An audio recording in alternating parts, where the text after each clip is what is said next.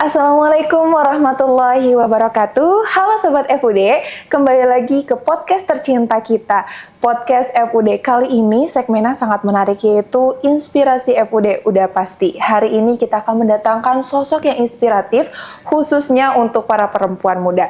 Beliau merupakan finalis Putri Hijab 2025 dan pernah menjadi Duta Anti Narkoba Kota Tangerang Selatan pada tahun 2024. Oke, langsung saja kita sapa, yaitu di samping kita udah ada Kak Farah Sajidah. Halo Kak Farah Sajidah. Assalamualaikum warahmatullahi wabarakatuh.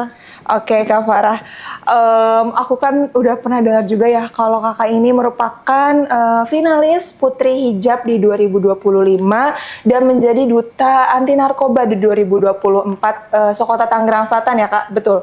Ya, Kota Tangerang. Oh, Kota Tangerang. Oke, kakak juga kan merupakan salah satu orang yang memiliki kesenian di bidang bela diri ya Kak. Tapi kakak ini katanya tetap konsisten untuk tetap berhijab walaupun kakak memiliki minat di seni bela diri. Nah, kira-kira boleh nggak sih kakak ceritain gimana nih awal mulanya kakak bisa menjadi Putri Hijab 2025 dan dipercaya menjadi Duta Anti Narkoba Kota Tangerang di 2024. Silahkan. Oke. Sebenarnya kalau mau aku ceritain secara detailnya mungkin agak panjang ya. Iya. Jadi kalau aku secara ringkasnya, awalnya itu mungkin pada saat ini orang-orang lebih mengenal aku atau branding aku itu lebih ke model untuk saat ini. Cuman dulu itu aku agak bertolak belakang passionnya. Kenapa? Karena dulu aku lumayan tomboy ya. Jadi memang aku berkecimpung dalam dunia olahraga, yaitu atlet karate. Jadi ada satu momen di mana aku tuh alhamdulillah pada saat itu bisa masuk ke tim nasional karate selama 3 tahun berturut-turut. Dan di tahun terakhir itu ada satu momen yang aku ingat sampai sekarang, yaitu revisinya peraturan mengenai penggunaan hijab khusus untuk atlet karate. Gitu. Jadi di tahun itu tiba-tiba peraturan hijab diubah yang dimana para atlet karate wajib memperlihatkan area lehernya yang berhijab gitu. Jadi kalau sekarang mungkin kita kenalnya lebih ke ciput kali ya. Jadi yang tertutup itu hanya bagian kepalanya aja. Tapi lehernya terlihat oleh semua orang gitu. Sampai akhirnya aku berpikir, aduh kayaknya ini lumayan mengganggu atau bertolak belakang sama prinsip yang aku punya. Karena kan yang seperti kita tahu ya, hijab itu kan menutup seluruhnya, bukan hanya bagian area rambutnya aja. Akhirnya aku didiskualifikasi karena aku mengundurkan diri pada saat itu, dan aku lumayan pasif ya dalam dunia karate pada saat itu, sampai akhirnya aku nih mikir harusnya aku ada kontribusi lain dalam bentuk lain atau dalam bidang lain yang bisa aku realisasikan. Akhirnya aku mikir kemana ya passion aku nih gimana ya selain di sini gitu. Akhirnya aku memutuskan untuk masuk ke dunia model pada saat itu. Singkat cerita aku ikutlah yang namanya Hijabhan, kemudian Miss Hijab, sampai akhirnya aku pecah telur di Duta Anti Narkoba Kota Tangerang gitu. Alhamdulillah aku diamanahkan sebagai winner pada saat itu dari ratusan finalis yang daftar, diseleksi, kemudian diputuskan satu winner. Setelah menjabat, singkat ceritanya, aku pengen nih ada kontribusi yang lebih besar lagi yang bisa aku lakukan untuk masyarakat, kebermanfaatannya tuh lebih terasa. Akhirnya aku ikutlah Putri Hijab Influencer Jakarta 2025. Dan alhamdulillah aku juga diamanahkan sebagai second runner up Putri Hijab Influencer Jakarta 2025 yang alhamdulillahnya kemarin juga Jakarta mengirim delegasi 4 orang untuk masuk ke nasional. Gitu. Oke, menarik banget ya teman-teman cerita dari Kak Farah. Berarti dapat kita pahami ya Kak bahwa semua itu dimulai dengan rasa keingintahuan yang sangat tinggi ya Kak. Karena kita ingin mencoba, terus juga kita ingin terus eksplor diri tanpa merasa kalau hijab itu menjadi batas nih untuk diri kita. Tapi Kak Farah, banyak kan stigma-stigma orang-orang di luar sana yang mikir kalau ngapain sih ikut hal-hal kayak gitu? Kan kamu berhijab, itu susah. Kayak misalnya hal-hal kayak aduh pengen kerja jadi pramugari, tapi aku berhijab susah. Orang-orang pasti pengennya yang gak berhijab, yang memang fisik atau bahasanya tuh fashion stylenya itu bisa dinilai secara langsung karena mereka itu nggak berhijab. Nah, kalau menurut Kak Farah gimana sih Kak cara mematahkan stigma-stigma itu supaya orang-orang tuh yakin dan tetap konsisten nih berhijab? Oke, sebenarnya nggak bisa kita pungkiri ya. Memang ada momen-momen tertentu atau dalam beberapa instansi atau lingkungan tertentu yang memang agak bertolak belakang dengan hijab yang kita punya ini, yang kita gunakan. Tapi aku yakin bahwa saat ini banyak banget perempuan-perempuan muslimah yang sekarang bergerak dalam berbagai bidang, entah itu bidang sosial, pendidikan, karir, dan lain sebagainya. Mungkin kalau aku boleh ambil sedikit contoh seperti atlet voli ya yang kita kenal itu, ada yang memang sudah mendunia bahkan bukan di negeri lagi tapi sudah mendunia sampai ke dunia Korea. Itu kan menjadi bukti bahwa memang hijab ini bukan sebagai hambatan, melainkan bisa menjadi kekuatan sekaligus identitas kita sebagai seorang muslimah itu sendiri. Berarti memang hijab itu sebenarnya bukan menjadi sesuatu pembatas ya Kak. Betul. Ketika kita ingin berkarya, ingin berkreasi, atau kita ingin melakukan sesuatu yang memang itu tuh adalah hobi atau passion kita, sebenarnya hijab itu bukan sesuatu yang menghalanginya ya Kak. Nah, menurut Kak Farah sendiri, dari yang tadi kita ceritain ya, kalau hijab itu bukan sekedar pembatas, berarti Kakak ini tahu makna hijab yang memang menurut Kakak itu ini tuh untuk diutamakan nih teman-teman. Kayaknya hijab itu harus kita junjung tinggi walaupun kita memilih kegiatan-kegiatan atau hobi yang kita suka. Kira-kira dari Kak Farah sendiri nih, perspektif Kak Farah, hijab itu apa sih Kak? Apakah hanya untuk menutup diri, untuk menutup rambut, atau menutup badan, atau ada makna tersendiri tentang hijab yang sampai Kak Farah itu mengistimewakan hijab walaupun Kak Farah tahu kalau ternyata Kak Farah itu suka sama seni bela diri, suka sama hal-hal yang memang cukup menantang gitu ya Kak. Nah, gimana Kak Farah? Menurut Kak Farah hijab tuh seperti apa sih Kak? Ya, kalau kita bahas dari perspektif aku ya secara pribadi, sebenarnya dari dulu alhamdulillah sampai sekarang aku menganggap ini hijab ini sebagai identitas. Yang dimana ketika identitas itu hilang atau mungkin diambil orang, maka kita nggak bisa diperkenalkan oleh orang lain atau orang lain mungkin nggak akan kenal sama kita. Makanya kenapa aku menganggap hijab ini sebagai identitas agar orang lain itu mengenal aku bukan hanya sebagai sosok mungkin model, atlet atau anak-anak muda yang memang berkontribusi dalam bidangnya masing-masing gitu, tapi juga sebagai muslimah yang membawa identitasnya ke berbagai ranah yang ada, ke berbagai bidang yang ada gitu. Jadi aku menganggap hijab ini sebagai suatu identitas yang harus kita pertahankan sampai kapanpun. Gitu. Oke Kak Farah, menarik ya teman-teman, bahwasanya Kak Farah juga udah nyebutin kalau hijab itu bukan pembatas, yang paling penting itu, dan hijab merupakan identitas kita sebagai muslimah, baik di ranah pendidikan ya Kak, maupun di ranah seni bela diri ataupun yang lainnya. Karena pada dasarnya hijab merupakan identitas yang perlu dibawa dimanapun kita berpijak gitu ya. Perspektif kalau hijab itu jadi pembatas untuk berkarya, pasti Kak Farah udah banyak banget nih ngelewatin struggle-struggle itu ya. Tapi mungkin pesan dari Kak Farah tadi ya, kita tahu bahwa jangan pernah berspekulasi kalau hijab itu merupakan pembatas. Betul. Jangan pernah menganggap bahwa hijab itu menjadi apa ya, hambatan ya Kak, hambatan kita jadinya nggak bisa membangun personal branding kita, atau kita jadi nggak bebas explore diri kita ya Kak.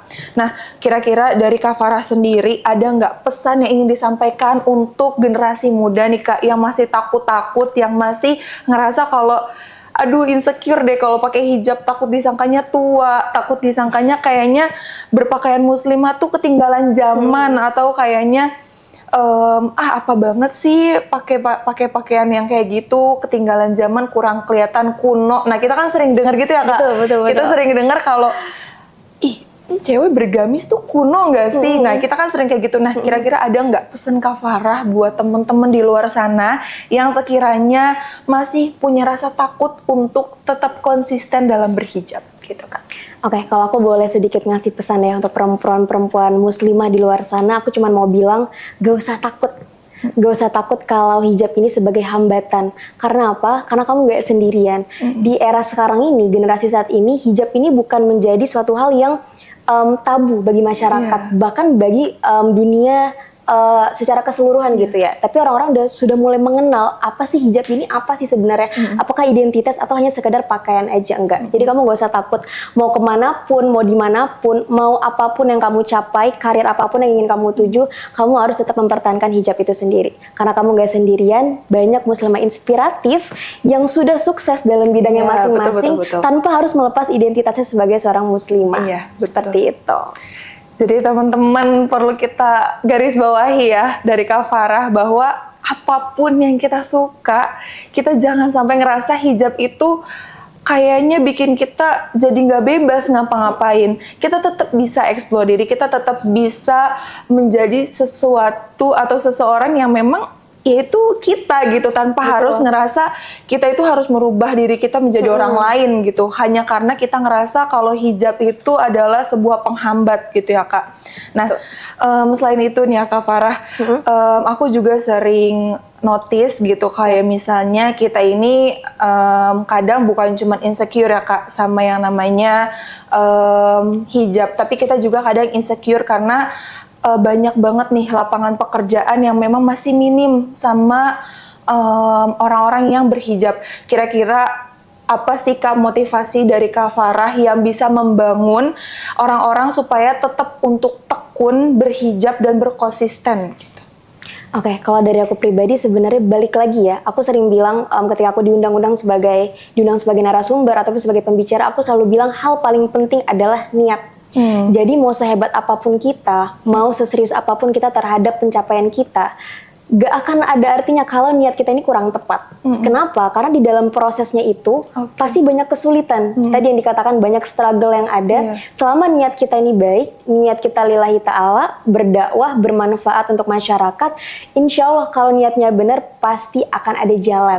Seperti itu. Jadi memang aspek terpenting adalah niat. Yang kedua adalah kita mau bersabar. Kenapa bersabar? Karena memang yang tadi aku bilang tidak semua berbagai elemen masyarakat ini menerima hijab yang kita punya. Jadi kunci kita adalah bersabar. Gimana caranya kita mampu mengenalkan hijab ini, bahwa hijab ini bukan hambatan loh. Jadi jangan sampai orang ini memiliki stigma kalau hijab ini menjadi perempuan itu seperti terkurung, seperti terbatas. Betul. Jadi itu tugas kita. Kalau kita udah ada niat yang benar, niat yang baik. Yang kedua adalah bersabar dan bagaimana caranya kita mampu membuat diri kita ini bisa diterima oleh kalangan masyarakat. Seperti itu. Iya. Berarti tadi ya teman-teman, buat teman-teman yang masih ngerasa insecure atau merasa kalau kayaknya dunia ini nggak berpihak nih sama teman-teman, sebenarnya bukan. Itu tuh sebenarnya cuma pikiran kita aja kali ya Kak. Sebenarnya yang perlu kita kuatkan adalah tadi pertama niat. Dan yang kedua itu adalah tetap bersabar. Karena memang teman-teman kadang itu tuh cuman pikiran kita aja yang suka ketakutan sesaat gitu ya. Ketakutan sesaat yang emang menghantui kita tuh terus-terusan. Padahal harusnya kita balik lagi ke awal, kita niatin lagi. Gimana kalau kita itu mungkin di bidang ini kita kurang nih, mungkin kita ada bidang lagi yang lebih pas gitu ya Kak. Jadi kita tetap bisa explore diri kita tanpa harus takut sama omongan-omongan orang lain. Berarti teman-teman sekalian, Kak Farah nih udah ngasih banyak banget ke kita pencerahan ya Kak, kasarnya udah ngasih banyak banget pencerahan. Kalau misalnya insecure itu nggak perlu ya Kak, insecure itu nggak perlu. Kalaupun misalkan kita insecure, kita harus cari lagi nih gimana caranya untuk kita percaya diri kembali. Kita lihat lagi niat awal kita itu mau menjadi apa. Kita lihat lagi niat awalnya itu kita ingin sebagai apa. Maka dari itu fokus pada tujuan utama kita, fokus terhadap apa yang udah kita niatin, supaya apa? Supaya sesuatu yang bakal kita capai itu bisa kita gapai ya Kak. Betul sekali. Gitu.